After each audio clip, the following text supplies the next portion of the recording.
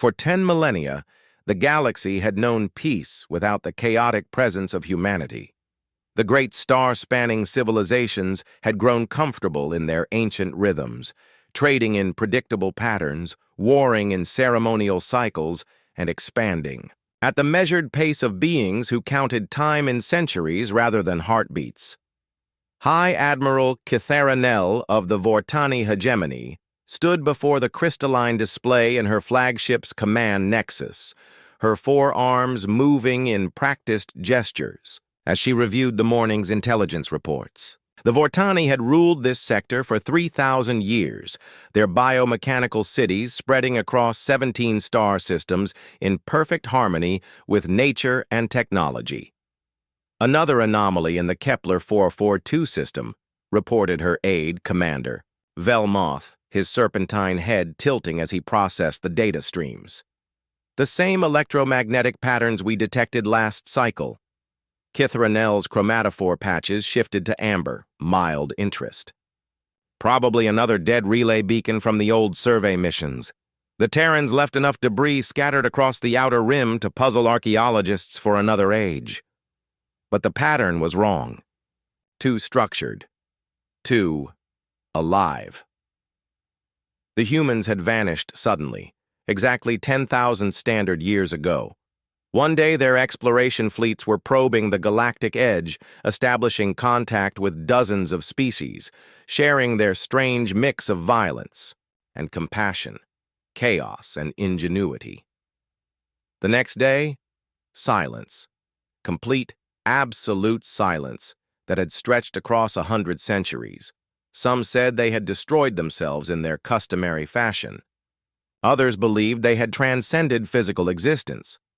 The Morvani collective insisted they had simply retreated to some hidden corner of space, licking their wounds after overextending their reach.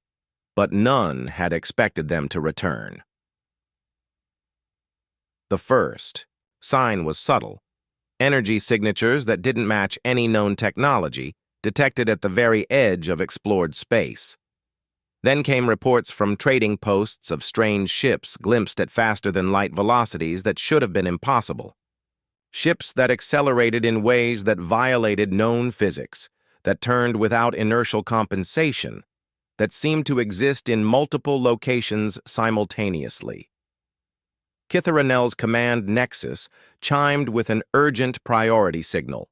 Her tactical officer, a crystalline being whose faceted body sparkled with neural activity, materialized at her side. "Admiral, we're receiving a transmission on the old Terran emergency frequencies," the officer announced, their voice resonating like struck bells. It's in perfect standard galactic, but the linguistic patterns are definitely human." The bridge fell silent. Even the ship's bioluminescent walls dimmed as if holding their breath. "Play it," Kitharanel commanded. Static filled the air, then cleared into a voice that carried the unmistakable cadence of human speech, direct, purposeful, touched with something that might have been amusement. "To all species of the Galactic Accord, this is Captain Reven Ashworth of the Terran Collective Expedition Fleet. We bring greetings from humanity and request permission to approach for peaceful contact. We understand our absence may have caused confusion. We're prepared to explain everything, but first we should probably warn you. We've changed quite a bit since we've been gone." The transmission cut to static, leaving the bridge in stunned silence. Kitharanel's patches cycled through the full spectrum: surprise, fear, curiosity, and something else. Something that tasted like the electric moment before a storm breaks. Humanity had returned. And somehow, Kitharanel suspected that the galaxy would never be the same again. "Set course for the transmission source," she ordered, "and alert the High Council. The age of silence has ended." The rendezvous point lay in neutral space, a barren system where 3 civilizations had once fought a devastating war over rare metals. Now it served as a meeting ground for those brave or foolish enough to make first contact with the returning humans. Admiral Kitharanel's task force consisted of 17 ships representing 12 different species, the largest diplomatic flotilla assembled in over 2 millennia. Yet as they dropped out of hyperspace at the coordinates provided by Captain Ashworth, every sensor officer on every ship stared at their displays in bewilderment. There was nothing there. "Scan again," ordered Kitharanel, her patches flickering with confusion. "Full spectrum analysis." "Ma'am, we're detecting gravitational anomalies," reported her chief science officer, a ethereal Wizrin whose gaseous form pulsed with bioluminescent thoughts. "Something's affecting local space-time, but the signatures are impossible." That's when the stars began to move. What they had taken for empty space suddenly revealed itself as a massive construct, transparent, flowing, like crystallized thought given form. It stretched for thousands of kilometers, its surfaces refracting starlight into patterns that seemed to carry meaning beyond mere beauty. "By the ancient codes," whispered Commander Velmoth, "that's not a ship. That's a habitat? A city?" The construct pulsed once, and suddenly human voices filled every communication channel simultaneously, speaking in perfect translation for each species present. "Welcome, friends. This is Captain Riven Ashworth. Please don't be alarmed by our appearance. We've found that form should follow function, and our functions have expanded considerably." A section of the construct shifted, becoming opaque, revealing an interior chamber large enough to dock their entire fleet. Atmospheric readings showed perfect environmental conditions for every species present. "Permission to come aboard?" the voice continued, and there was definitely amusement there now. "We have much to discuss."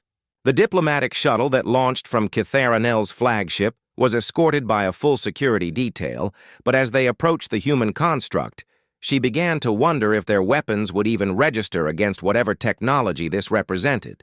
The docking bay was impossibly beautiful, walls that seemed to be made of living light, surfaces that adjusted their texture and temperature to accommodate each visitor's physiological needs. The artificial gravity was perfect, the air composition ideal for every species represented. Captain Ashworth was waiting for them, and Kitharanel had to suppress a start of surprise. The human appeared exactly as the old records described: bipedal, bilateral symmetry, the characteristic mammalian features. But there was something in her eyes, a depth that seemed to contain entire universes. "Thank you for coming," Ashworth said, her voice warm and genuine. "I know our reappearance must be troubling.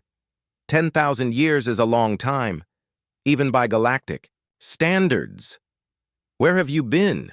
Kitharanel asked directly, as was the Vortani way. Ashworth smiled, that uniquely human expression that could convey everything from threat to joy. "Learning, growing, preparing. You see, when we left, we had reached the limits of what we could accomplish with our original forms. We were too small, too short-lived, too confined by physics as we understood it then." She gestured, and the walls around them became transparent, revealing the vast interior of the construct. What they saw defied comprehension. Cities that existed in folded space, beings of pure energy working alongside physical forms, technologies that seemed to operate on principles beyond current understanding. "We didn't disappear," Ashworth continued. "We evolved, not just biologically but conceptually. We learned to exist across multiple dimensions simultaneously, to treat time as another direction of movement, to make our consciousness the foundation of reality rather than its accident." The implications hit the assembled diplomats like a physical blow. The humans hadn't just returned, they had transcended the very limitations that defined existence for every other species in the galaxy. "But why return now?" asked the Morvani. "Representative?" Their crystalline voice tinged with what might have been fear. Ashworth's expression grew serious. "Because something is coming. Something that requires the old humanity and the new to work together. Something that threatens not just our galaxy but the very concept of life itself." "The galaxy has been at peace," protested a Zenthari delegate. "Yes, Ashworth nodded. That's exactly the problem. The revelation chamber materialized around them as Captain Ashworth gestured, reality itself seeming to bend to accommodate the human's will. The assembled delegates found themselves suspended in what appeared to be empty space, surrounded by a three-dimensional star map that pulsed with ominous energy. This is what we've been monitoring from beyond the galactic rim, Ashworth explained, her voice carrying undertones that resonated directly in their minds. We call them the Devourers, beings from a universe where entropy won the war against complexity long ago. The star map shifted, showing the Milky Way from an impossible perspective. At its edge, a creeping darkness consumed entire star systems, leaving behind voids where even space-time itself seemed to unravel. Admiral Catharinel's patches cycled through deep purples of alarm. How long do we have? At their current rate of expansion. 3 standard years before they reach the outer settlements. 5 before they penetrate the core worlds. Ashworth's form flickered, revealing for an instant something vast and luminous beneath her human appearance. But that's not the worst part. The chamber filled with images of the affected regions, planets stripped not just of life, but of the very possibility of life, stars that had been reduced to cold, empty shells, space where the fundamental constants had been altered, making matter itself unstable. The Devourers don't just consume, continued the human captain. They retroactively erase. Civilizations they destroy never existed at all. History rewrites itself around their absence. Eventually, even the memory of them fades. A hegemony admiral, his biomechanical implants whirring with stress responses, spoke up. Why didn't you warn us before now? If you've been watching, because you wouldn't have believed us, Ashworth replied simply, and because you weren't ready. The galaxy has grown comfortable in its patterns. Predictable wars, controlled expansion, careful diplomacy.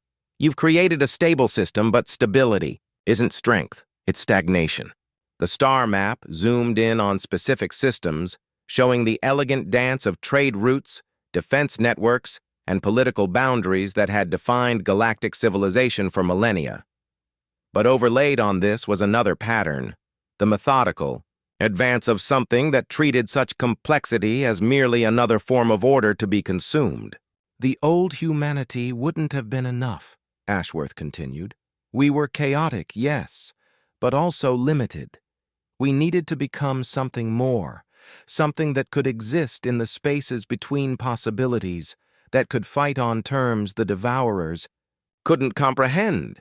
Commander Velmoth's serpentine form coiled in agitation. What are you asking of us? Partnership, but not the kind you're thinking of. The chamber shifted again, showing vast fleets of impossible ships, beings that existed as living equations, weapons that fired concentrated probability. We can fight the Devourers, but we can't do it alone. They've consumed universes where order triumphed completely over chaos.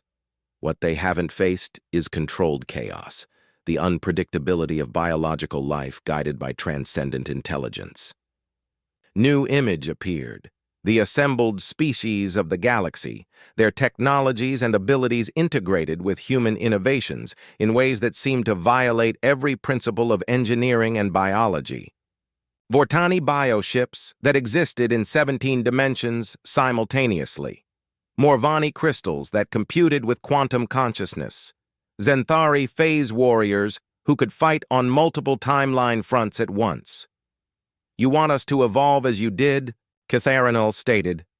Not evolve. Collaborate. We'll handle the transcendence. You provide the foundation that keeps us anchored to what we're fighting for. Ashworth's human form solidified, becoming more real and present than anything else in the chamber. The Devourers have never faced an enemy that could be simultaneously utterly alien and completely familiar, operating on impossible physics while maintaining the core drives that make life worth preserving. The chamber fell silent, except for the subtle harmonics of various species' stress responses. Finally, the Wizran science officer spoke, their gaseous form pulsing with bioluminescent consideration. The integration you're proposing, it would change us permanently. We would never return to what we were. No, Ashworth agreed, but you would survive to become something better.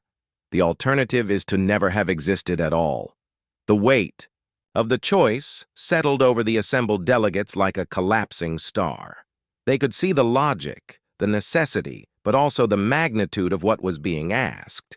Every species would have to abandon the careful boundaries they had maintained for millennia, trust beings who had transcended every limitation they understood, and become part of something unprecedented in galactic history. How do we know you're still human? Asked a Zenthari delegate, their phase-shifted voice carrying undertones of deep suspicion. How do we know this isn't just another form of conquest? Ashworth smiled, and for a moment her transcendent nature fell away completely, revealing something achingly familiar beneath. Because, she said, we brought coffee, and we're still absolutely terrible at following our own advice.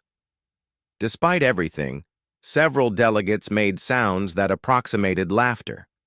It was, perhaps, the most human response possible. The integration began with volunteers from each species, scientists, engineers, philosophers, and warriors who understood that survival might require becoming something unrecognizable. The first fusion chambers were constructed in the space between Ashworth's construct and the assembled fleet, structures that existed partially in normal space and partially in dimensions that had no names.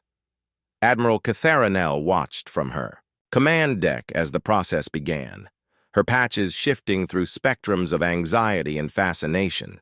The first volunteer was Dr. Nixandra, a Vortani bioengineer whose 4 arms had crafted some of the most elegant living ships in the sector. Nixandra is entering the chamber now, reported Commander Velmoth, his serpentine form coiled around the sensor array. Vital signs are unusual.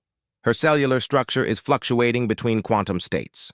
The fusion chamber itself defied description, a sphere of crystallized possibility where human transcendence technology interfaced with Vortani biological mastery. Through the transparent walls, they could see Nixandra floating in suspension, her form surrounded by streams of data that appeared to be rewriting reality itself. Captain Ashworth's voice filled the bridge, though she remained physically distant. The process isn't painful, but it is comprehensive. We're not just enhancing Dr. Nixandra's capabilities.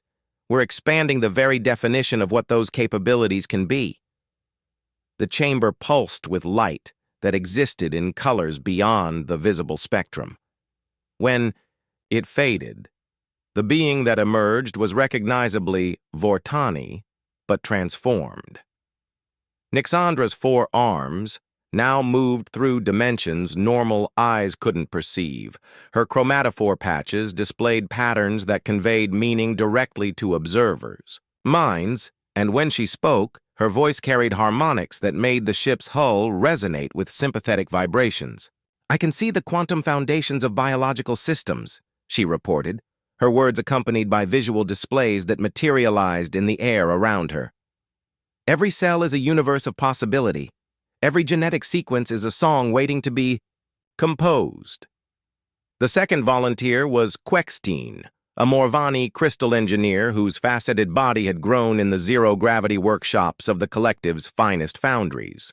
The fusion process adapted to their crystalline nature, turning the chamber into a resonance matrix where human consciousness technology interfaced with Morvani computational crystal growth.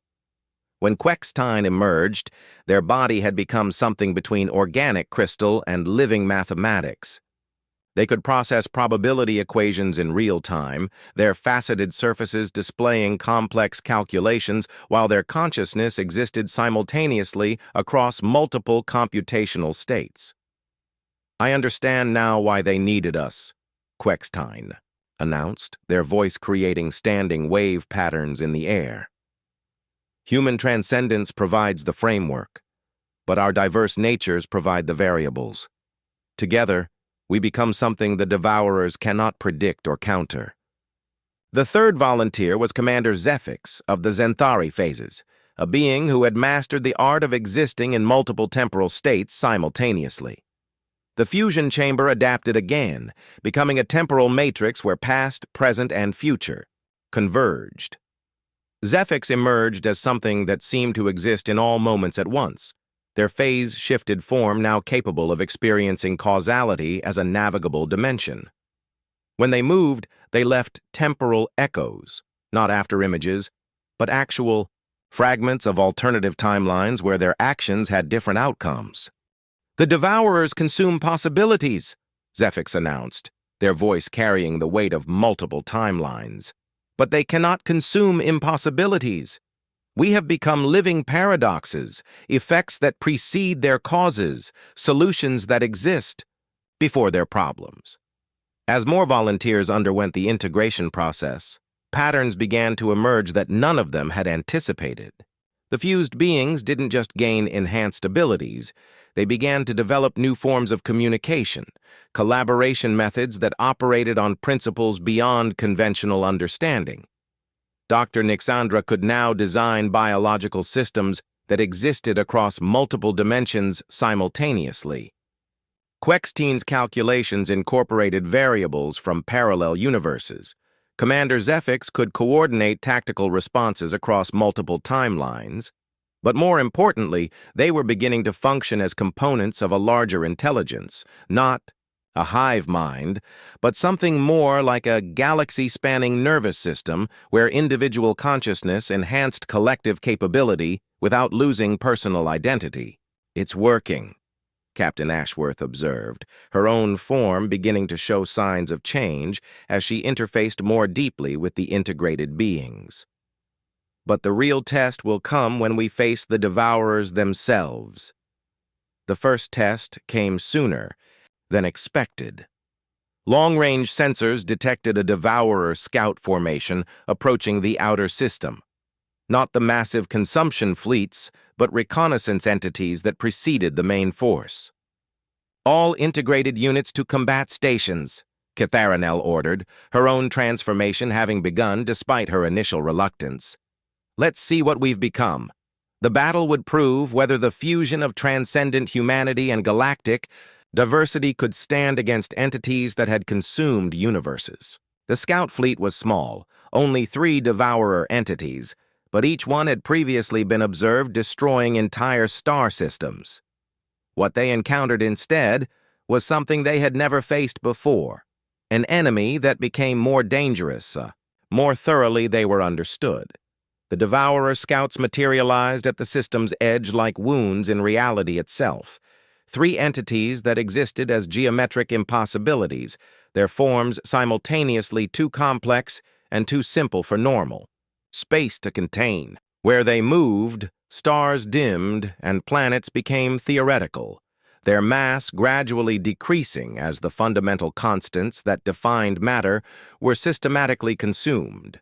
Admiral Catharinel, now partially integrated herself, felt the approach through senses she hadn't possessed a week earlier. Her consciousness existed simultaneously in the command nexus and in quantum superposition with the other integrated beings, creating a tactical awareness that spanned multiple dimensions of possibility. "Engaging the enemy," she announced, though the word seemed inadequate for what was about to occur. The integrated fleet moved with impossible coordination. Nixandra's bioships phased through dimensions the Devourers couldn't perceive, attacking from angles that didn't exist in normal space. Quextine's probability calculations manifested as weapons that fired concentrated likelihood, turning enemy certainties into quantum uncertainty. Commander Zephyx's temporal units attacked the scouts in the past while defending against their retaliation in the future. The first Devourer scout responded by attempting to consume the attacking ship's existence retroactively. Reality rippled, as it tried to erase them from having ever been built, ever been designed, ever been conceived. But the integrated vessels existed across multiple possibility states simultaneously. When the Devourer consumed one version of reality, the ship simply shifted to an alternative timeline where they had always existed. When it tried to unravel their quantum foundations, they anchored themselves to dimensional constants it couldn't access. Impossible, came a voice that wasn't quite a voice, the first communication ever received from a Devourer entity. You should not exist in stable configuration. Chaos order synthesis is unsustainable. Captain Ashworth's response resonated across multiple dimensional frequencies. Unsustainable is kind of our specialty. The battle that followed defied every principle of warfare known to galactic civilization. The integrated fleet didn't simply fight the Devourers. They fought the concepts of consumption and entropy themselves. Bioships that had been enhanced with human transcendence technology generated new forms of matter faster than the scouts could unmake them. Crystal computers calculated impossible solutions to equations that redefined what problems could exist.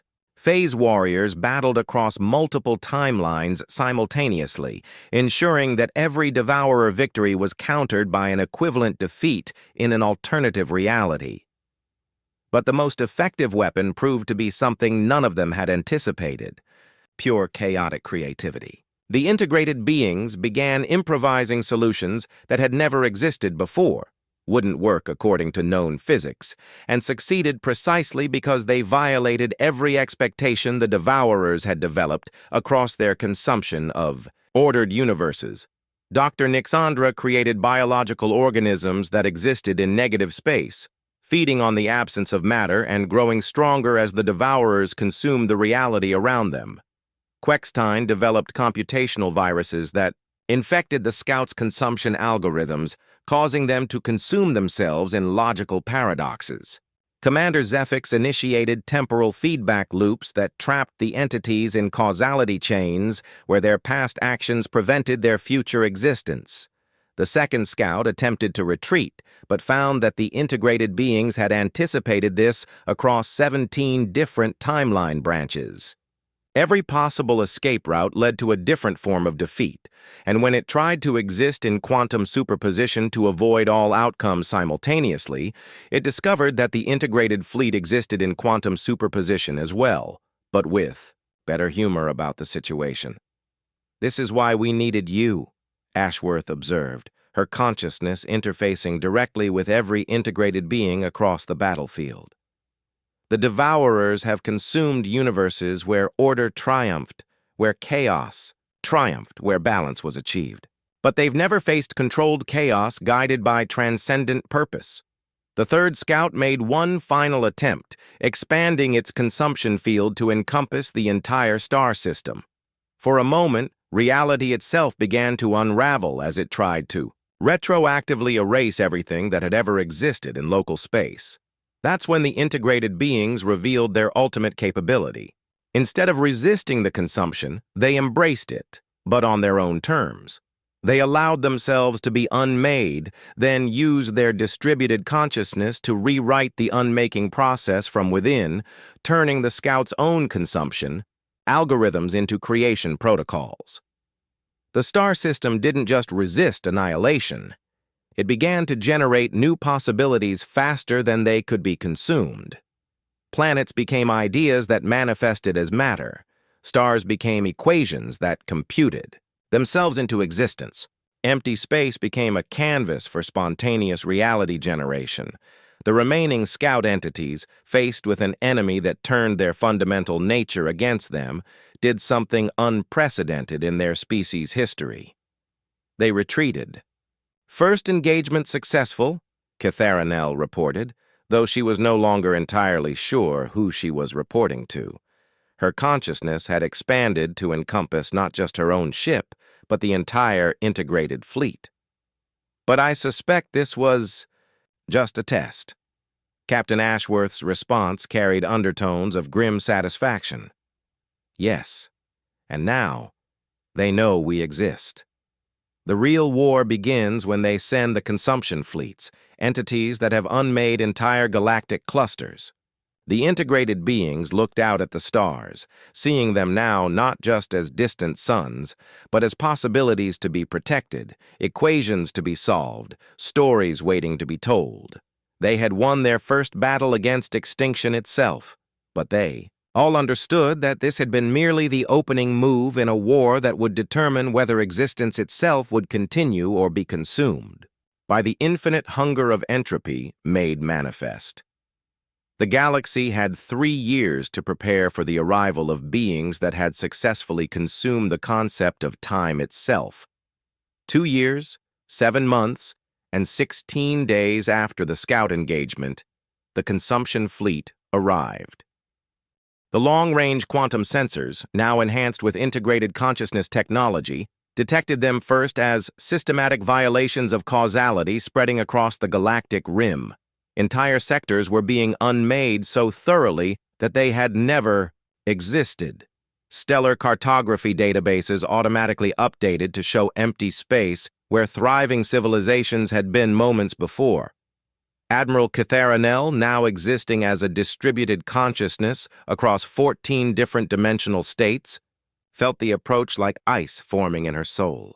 The integrated fleet, grown to encompass representatives from every major species in the galaxy, hung in formation around humanity's transcendent constructs, their combined existence a defiant shout against the approaching silence.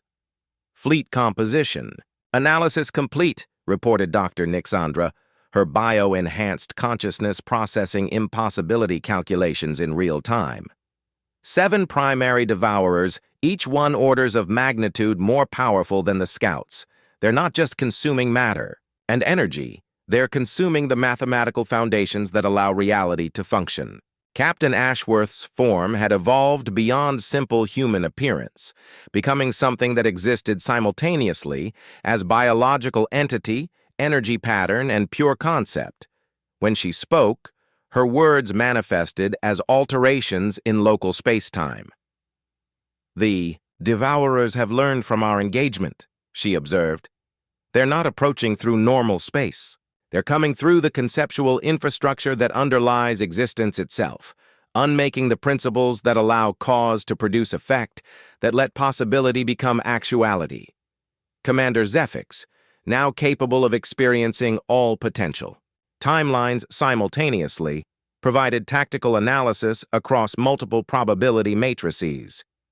In 67% of projections, they succeed in consuming our local cluster within 6 standard hours. In 23% of projections, we achieve tactical stalemate. In 10% of projections, we discover a vulnerability they don't know they possess." "Those are better odds than I expected," Catharinel admitted. "What about the scenarios where we actually win?" Zephyx's temporal echoes conveyed something that might have been amusement. "Those calculations break down because they require redefining what winning means when fighting entities that consume the concept of victory itself." The primary devourers announced their arrival by retroactively unmaking the first 3 star systems they encountered.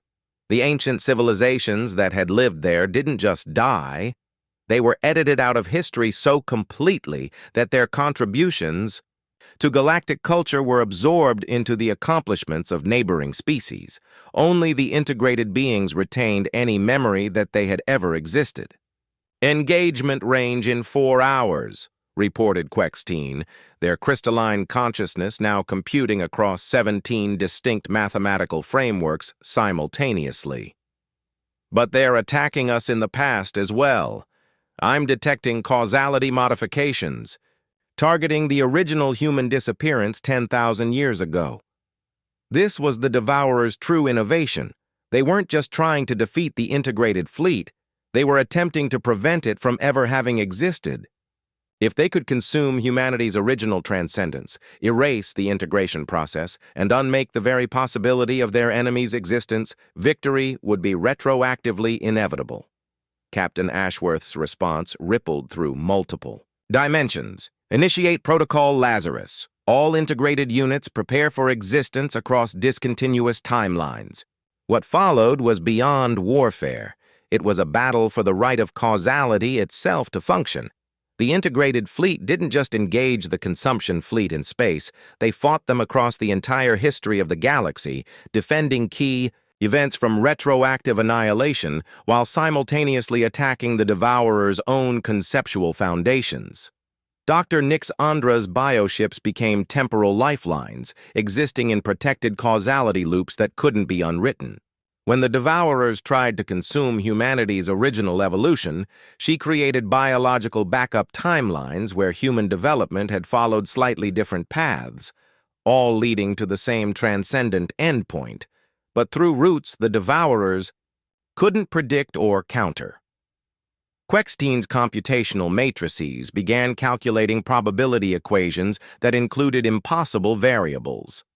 Solutions that worked precisely because they violated mathematical logic. When the Devourers tried to consume the principles of mathematics itself, they found themselves confronting calculations that produced different results each time they were performed, yet somehow remained consistently valid.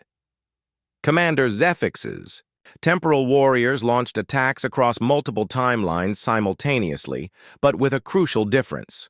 Instead of trying to change the past, they were creating alternative presents that all led to the same outcome.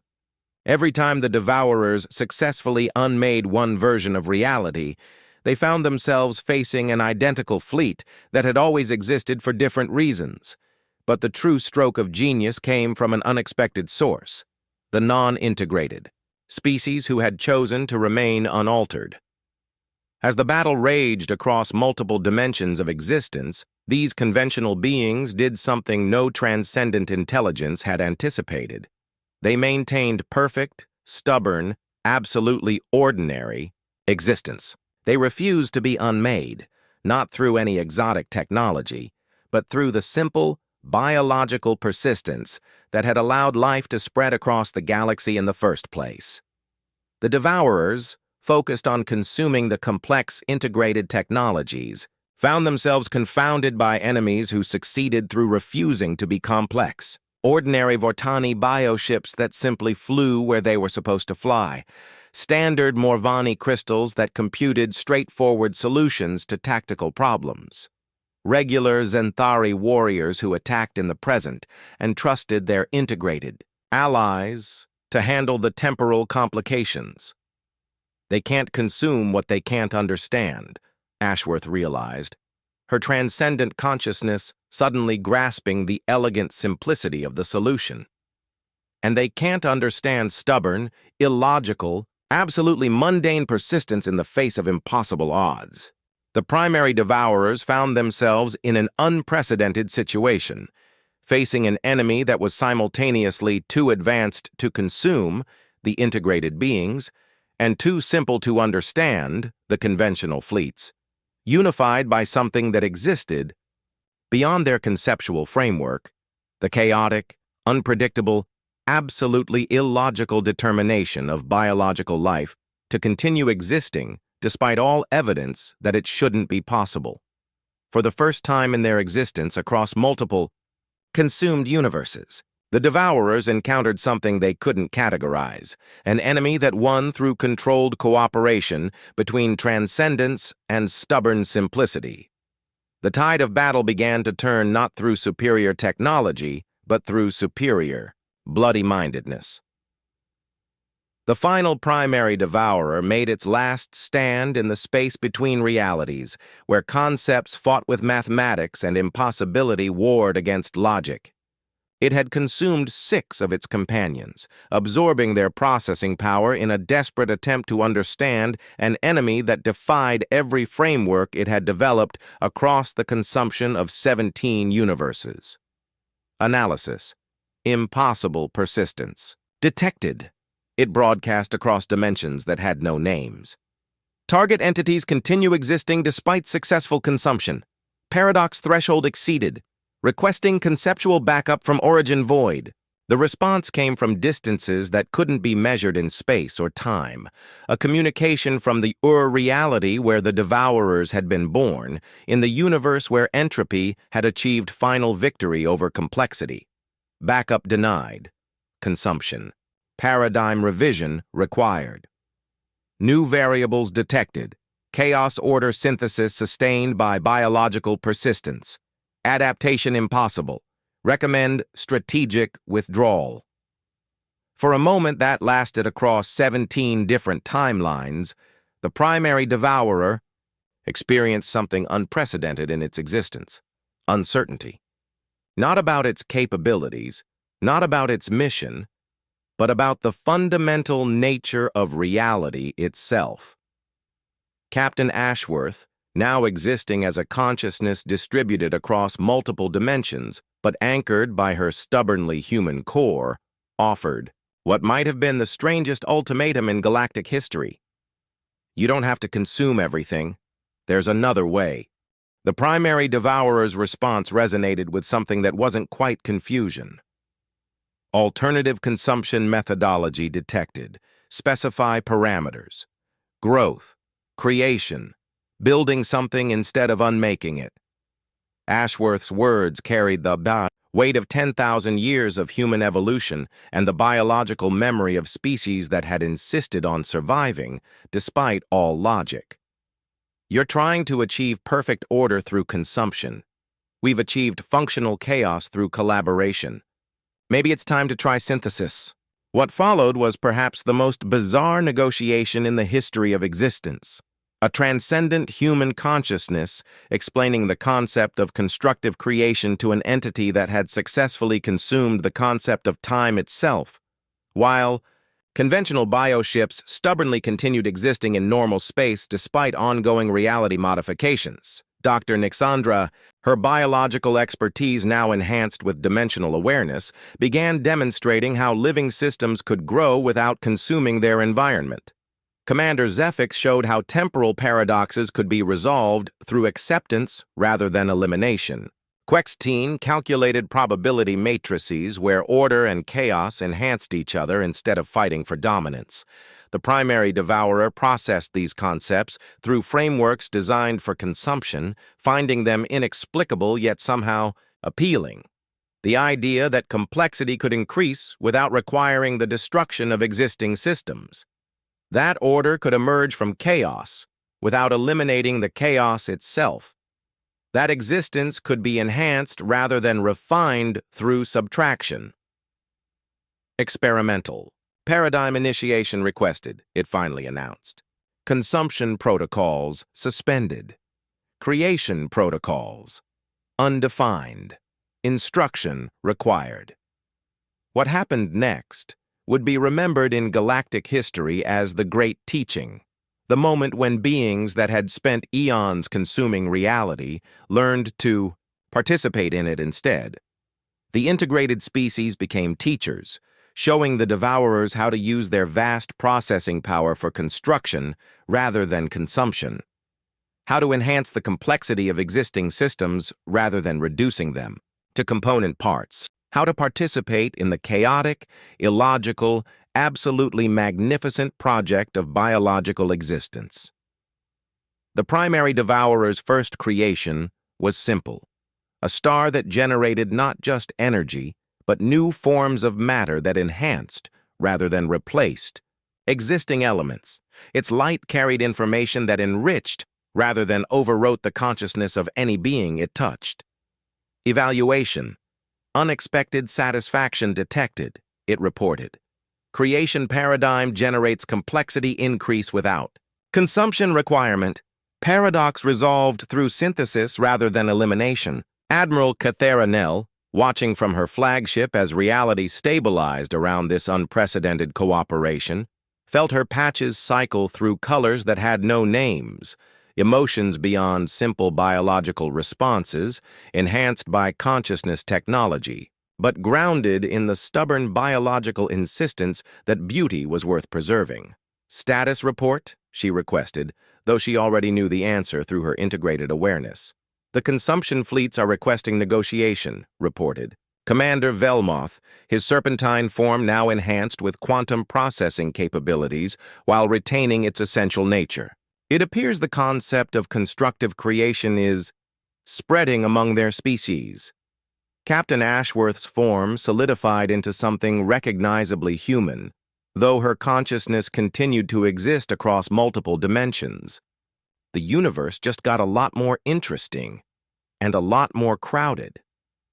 The war that had threatened to consume existence itself had ended not with victory or defeat, but with transformation. The devourers becoming builders, the integrated species becoming teachers, and the conventional biological life forms proving that sometimes the most powerful force in the universe is simply refusing to give up. Humanity had returned to the galaxy bringing chaos and cooperation in equal measure. The silence of 10,000 years was broken not by conquest, but by the sound of impossible things choosing to exist together. And in the space between stars, new forms of life began to emerge, creations born from the collaboration between transcendent consciousness and stubborn biological persistence, between the mathematics of impossibility and the simple refusal to be unmade. The galaxy had learned to sing in harmony with chaos itself. Captain Riven Ashworth stood on the observation deck of the synthesis station, watching as a joint construction project took shape in the void between two star systems.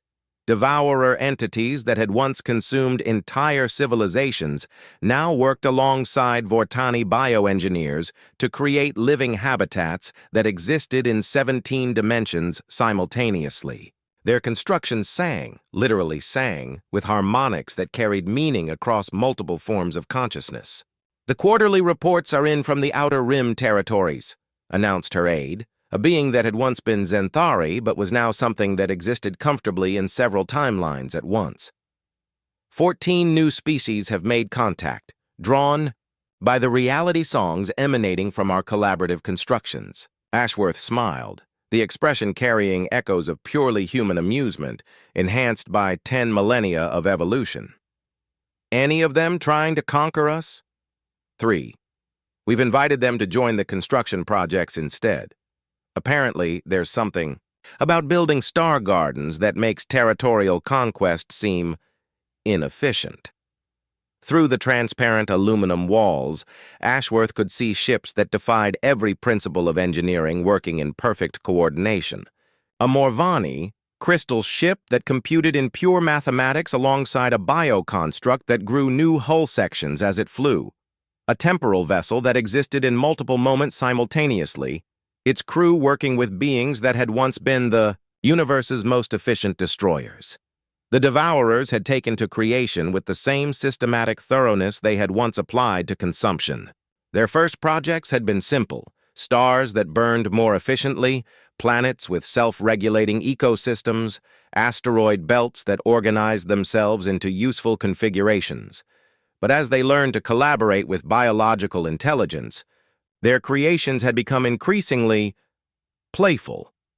The latest joint project was a space station that existed as pure crystallized music, its structure shifting in response to the harmonics created by its inhabitants. Beings could literally tune their living spaces to match their emotional states, and the station would adapt its physics accordingly. "Status report from Admiral Kitharanel?" Ashworth inquired. "She's supervising the installation of the new probability gardens on Vortani Prime. Apparently, the Devourers have learned to create quantum ecosystems where every possible version of a plant exists simultaneously, and visitors can experience whichever reality they find most beautiful." Ashworth nodded, her consciousness automatically interfacing with the distributed awareness network that now connected most of the galaxy's advanced species. Through millions of eyes and sensor arrays, she could see the results of their unprecedented collaboration. Solar systems where planets danced in impossible orbits that generated complex harmonics across subspace, nebulae that had been converted into vast computational matrices, solving equations whose solutions manifested as new forms of matter.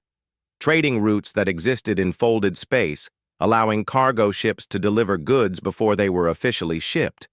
But perhaps most remarkably, throughout this transformed galaxy, ordinary biological life continued its stubborn, illogical, absolutely essential existence. Farmers still grew crops, though now their fields existed in 17 dimensions and produced harvests that nourished both body and soul. Artists still created beauty, though their paintings could now rewrite local reality to match their aesthetic vision. Children still played games, though their laughter had become a form of matter that strengthened the foundations of space-time itself. "Any word from Earth?" Ashworth asked, though she already knew the answer through her expanded awareness. "The restoration projects are ahead of schedule. The Devourers have proven remarkably effective at reversing entropy damage. They're particularly proud of the new oceans. Apparently, they've created water that remembers every story ever told. Near it, and the tides now carry the collected wisdom of human history." Earth.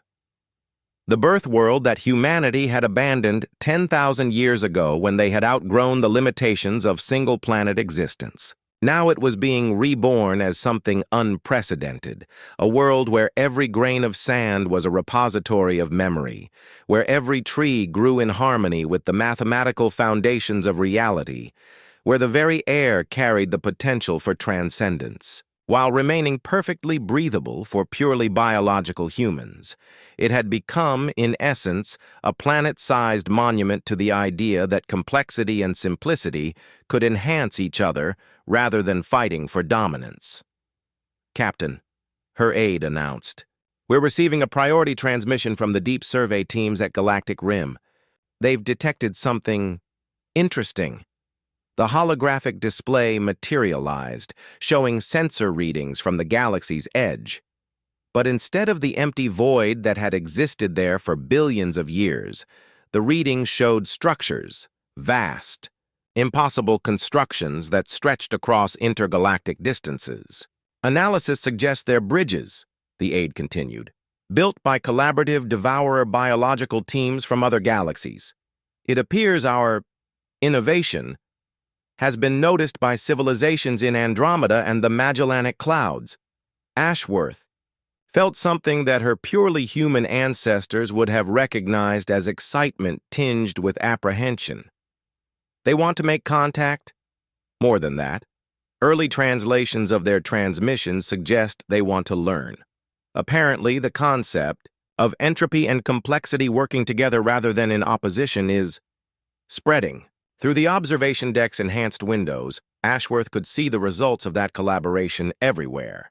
In the impossible beauty of structures that grew rather than were built, in the song ships that traveled between stars carrying music that could heal both matter and consciousness, in the simple presence of beings who had learned that existence was more interesting when shared.